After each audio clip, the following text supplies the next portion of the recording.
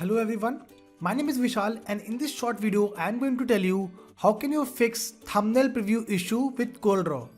Generally this issue happens when you use multiple Corel version installed in your machine. In this short video I am going to tell you how can you fix this issue. If I show you the file over here, it is not showing the preview of file, right?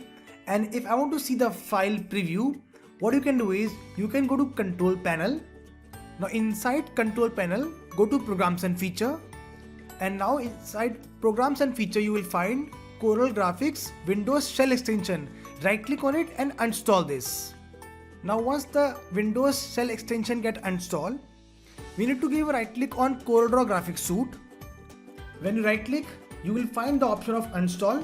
Click on install and it will start the process. Now after the process you will find three different options: modify, repair and remove. You need to click on modify and click on next. After this, click next again, and in the utilities you will find Windows Shell extension. Just check mark the Windows Shell extension and click on install now. Once the process is over, you can restart your system, and after restart, let me just show you the files. I click on the folder over here, double click. As you can see, when I increase the thumbnail size over here, I am able to see the preview. Fine.